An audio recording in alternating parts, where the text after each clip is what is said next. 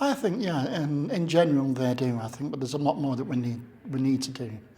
There's all sorts of aspects you can look at, like rates of pay for caregivers, the way they're respected by other people, and also concentrating on the good rather than the bad. We have lots of bad press about care homes and things like that, and I think what we should do is more concentrate on the good practices of the care homes rather than the bad ones, just to emphasise that the good care that is given out there for people with Alzheimer's.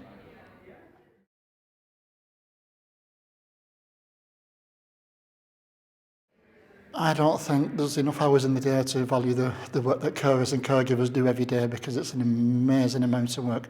I myself have dementia. I was diagnosed 5 years ago, and if it wasn't for my wife, who's also my full-time carer, I wouldn't be here today doing what I'm doing.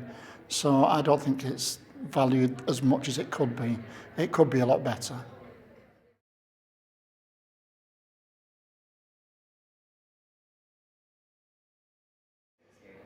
It means the world, because when you actually diagnose with dementia, your whole world collapses. It's like you've been thrown onto the scrap heap, and then all of a sudden people want to ask you to meetings like this, and they want your opinion. And when you've been sat at home thinking, that's it, that's the end of my life, I've nothing else to do, I can't work, I'm not allowed to work anymore, and where am I going to go from here? And you're at that really, really low point.